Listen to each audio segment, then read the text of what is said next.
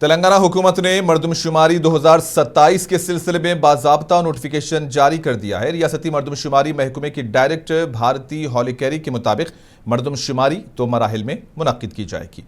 पहले मरहले में 11 मई से 9 जून तक हाउस लिस्टिंग होगी और मरदमशुमारी का अमल जारी रहेगा, जबकि दूसरा मरहला फरवरी 2027 में मुकम्मल किया जाएगा। हुकाम के मुताबिक सेल्फ एनुमरेशन यानी कि खुद इंदराज का अमल 26 अप्रैल से 10 मई तक जारी रहेगा, जिसमें शहरी अपनी तफसीलात खुद ऑनलाइन दर्ज कर सकेंगे। Census is not a new thing, and census has been in place before independence also.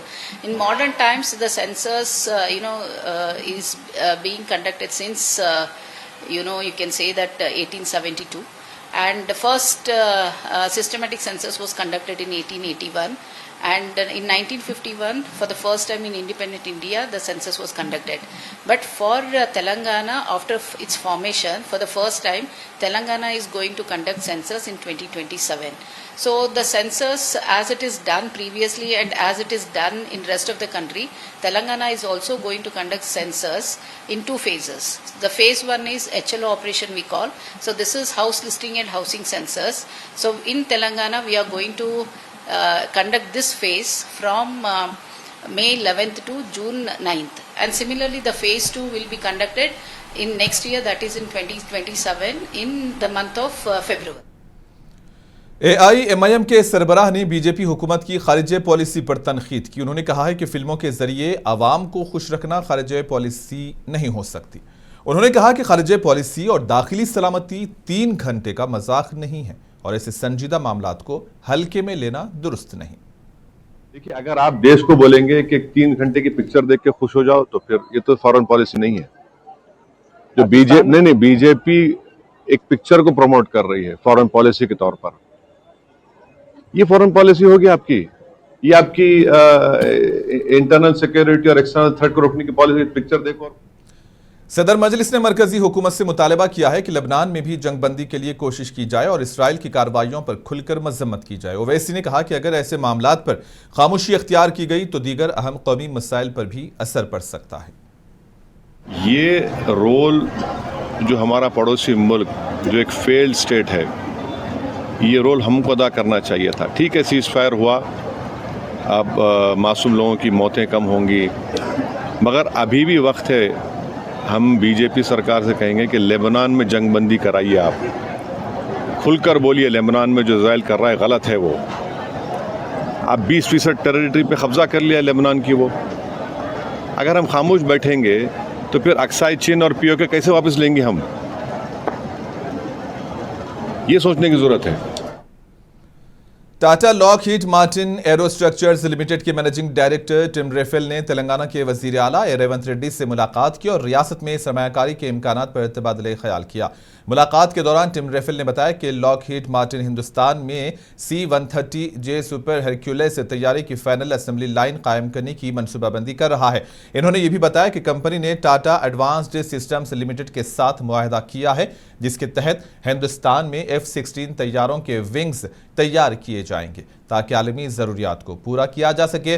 Tim रेफेल ने इस मौके पर कहा कि कंपनी तेलंगाना में सरमायाकारी के मौके तलाश करने में दिलचस्पी रखती है और रियासत को एरो स्पेस और डिफेंस मैन्युफैक्चरिंग के एक अहम मरकज़ के तौर पर फ़रोग़ देने पर भी बातचीत की गई है। जमहूरिया घाना के हाई कमिश्नर क्वासी ओबेरी डैंसो ने तेलंगाना के वज़ीर आला से मुलाकात की। घाना के हाई कमिश्नर हैदराबाद के जुबली हिल्स में वाक़ चीफ मिनिस्टर की रिहाइश गाह पर पहुंचे थे। घाना के हाई कमिश्नर ने ओहदा संभालने के बाद हैदराबाद का पहला दौरा किया और सीएम रेवंत से मुलाकात की। इसी दौरान दोनों रहनुमाओं के दरमियान बाहमी ताउन को फ़रोग़ देने और रिश्तों को मुस्तहकम बनाने के उमूर पर तबादले ख्याल किया गया। घाना के हाई कमिश्नर ने तालीम, साइंस और टेक्नोलॉजी, सेहत और तिजारत के शोबों में घाना और तेलंगाना के दरमियान ताउन बढ़ाने में गहरी दिलचस्पी जाहिर की। बताया गया है कि वज़ीर आला ने इस मौके पर मुस्बत रद्द-ए-अमल का इजहार किया है और बाहमी ताउन को मजीद मजबूत बनाने के लिए हर मुमकिन ताउन की यकीन दहानी करवाई है। महबूबनगर में टीपीसीसी सदर महेश कुमार गौड़ ने बीजेपी और बीआरएस के दरमियान खुफिया मुफाहिमत का इल्जाम आयद किया है। उन्होंने कहा है कि इब्राहिमपट्टनम और खानापुर म्युनिसिपल इंतखाबात में ओहदों की तकसीम से दोनों पार्टियों के दरमियान गठजोड़ बेनकाब हो गया है। कांग्रेस के ज़ेर एहतमाम मुनक़िदा संगठन सरोजन अभियान प्रोग्राम में उन्होंने शिरकत की और यहाँ ज़िले कांग्रेस कमेटी के ओहदेदारान की हलफ बर्दारी तकरीब भी मुनक्किद हुई, जिसमें महेश कुमार गौड़ ने शिरकत करते हुए ओहदेदारों को हलफ दिलाया। उन्होंने बीआरएस से क़ियादत को तनकीद का निशाना बनाते हुए कहा कि अवामी मसाइल पर जवाब देने में नाकामी के बाद अपोजिशन अवाम की खिदमत नहीं कर सकती।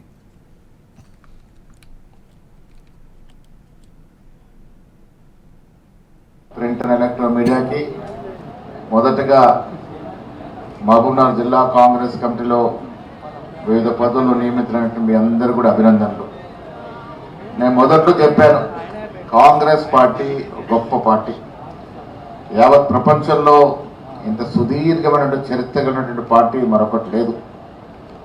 ఈ పార్టీ అన్ని కులాలు, అన్ని మతాలు, అన్ని వర్గాలు, అన్ని ప్రాంతాల వారిది. మీకు తెలుసు, సోనియా గాంధీ, రాహుల్ గాంధీ కులం లేదు, మతం లేదు, అందరినీ ఆదరిస్తారు. వాళ్ళు అందరినీ హక్కున చేసుకున్నటువంటి మహానాయకులు, త్యాగాల కుటుంబం. మోతీలాల్ నెహ్రూ నుంచి రాహుల్ గాంధీ వరకు చేసిన అన్ని త్యాగాలే.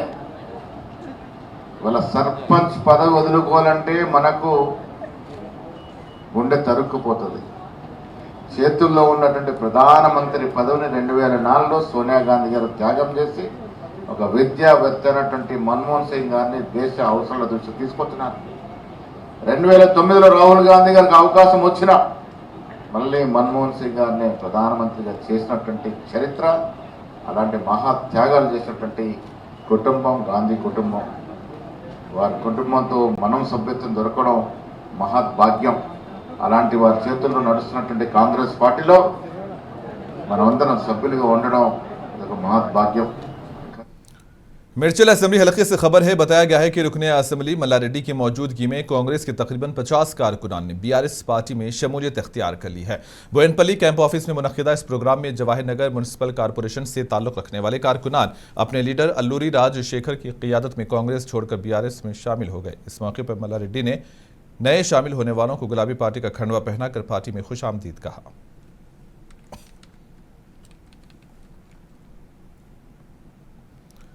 मलकाजगिरी जीएचएमसी हुदूद में सड़कों पर गैर कानूनी तामीरात हटा दी गई हैं। बताया गया है कि इस कार्रवाई में हुक्काम ने कई ढांचों को मुनहदिम कर दिया है। ये कार्रवाई एसीपी श्रीनिवास की निगरानी में अंजाम दी गई और मुबैना तौर पर कवायद के खिलाफ सड़कों पर कायम तामीरात को हटा दिया गया। इसी दौरान बाज़ दुकानदारों ने मज़ाहिमत की, पेश की नोटिस के बगैर इन्हदामी कार्रवाई पर एतराज़ किया और हुक्काम को रोकने की कोशिश भी की है। इस कार्रवाई के दौरान CPM के दफ्तर को भी मुनहदिम कर दिया गया, जिस पर पार्टी के जिला सेक्रेटरी कोमट रेड्डी ने सख्त रद्दअमल का इजहार किया। उन्होंने कहा है कि अवामी मसाइल के हल के लिए हमेशा से दस्तयाब रहने वाले पार्टी के दफ्तर को गिराना काबिले मजम्मत है।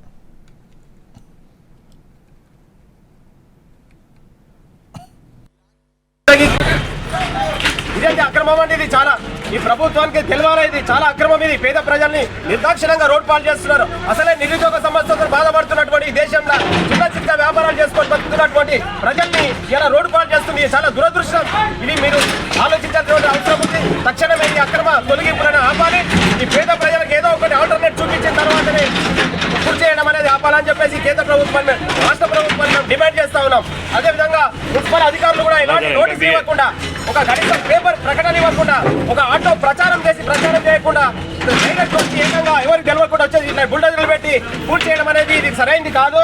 ఈ అధికారులు చేస్తున్నటువంటి ఘోర తప్పిదం. ఇది పేద ప్రజలతోని చెలగాటమాడుతున్నారు. ఇది సరైనది కాదు అని చెప్పేసి ఈ సందర్భంగా మీ అందరికీ CPM పార్టీ नलगुंडा में रियासती वजीर कोमट रेड्डी वेंकट रेड्डी ने किसानों को मुश्किल से बचाने पर जोर दिया है। रबी सीजन के तहत धान की खरीदारी के सिलसिले में उन्होंने हुक्काम को हिदायत दी है और कहा है कि ऐसे बंदोबस्त रहें ताकि किसानों को किसी भी किस्म की परेशानी ना हो।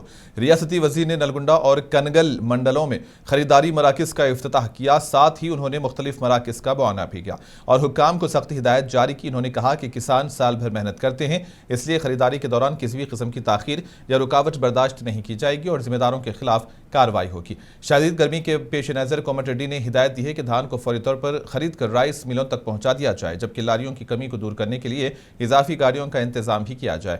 ज़रूरत पड़ने पर रात के वक्त भी रोशनी का इंतजाम करके खरीदारी जारी रखने की हिदायत दी गई है। పీడీడీఆర్డీఆర్ కానీ అధికారులు కానీ డిఎస్ఓ డిఎంలు అందరూ కూడా ఫీల్డ్లో ఎంఆర్ఓలు ఎండిఓలు ప్రతి ఒక్కరు కూడా ఉండి వచ్చిన ధాన్యాన్ని వచ్చిన వెంటనే చేసే తీసుకునే విధంగా ఏర్పాటు చేయడం జరిగింది, ఇంక్లూడింగ్ ట్రాన్స్పోర్ట్. రా రైసు బాయిల్ రైసు కొన్ని ఇష్యూలు ఉన్నాయి కానీ అది కూడా త్వరలోనే పరిష్కారం అయ్యి రైతులకు కూడా హామీ ఇస్తున్నాం. మీరు ధర్నాలు అన్ని చేసే అవసరం లేదు, ఎందుకంటే మీకు తెలుసు ఏ విధంగా ఈ ప్రభుత్వం గతంలో చేసిందో. పేమెంట్ కానీ తీసుకున్న తర్వాత వెంటనే బ్యాంకులో మీ అకౌంట్లో वनपर्ती में रियासती वजीर वाकेटी श्रीहरि ने जिले में तालीमी बुनियादी ढांचे के फरोग के सिलसिले में एक अहम तकरीब में शिरकत की। इस मौके पर एससी वेलफेयर गर्ल्स हॉस्टल इमारत का इफ्तिताह किया गया। MP Mallu Ravi, MLA T Megha Reddy और दीगर ओहदेदारों की मौजूदगी में ये इफ्तिताह अमल में आया। एमपी लॉर्ड्स फंड के तहत 1 करोड़ 20 लाख रुपए की लागत से यह हॉस्टल तामीर किया गया है। तकरीब से खिताब करते हुए रियासती वजीर ने कहा कि कांग्रेस हुकूमत तालीम के फरोग और तुलबा की फलाह को अवलिन तरजीह दे रही है। इन्होंने तुलबा को मशवरा दिया कि वो सरकारी सहूलियात से भरपूर फ़ायदा उठाएं और आला मकासिद हासिल करें। बादजा मरकजी मरीकुंटा में वाक़ई KGB स्कूल में 80 लाख रुपए की लागत से तरक्याती कामों का संग बुनियाद भी रखा गया।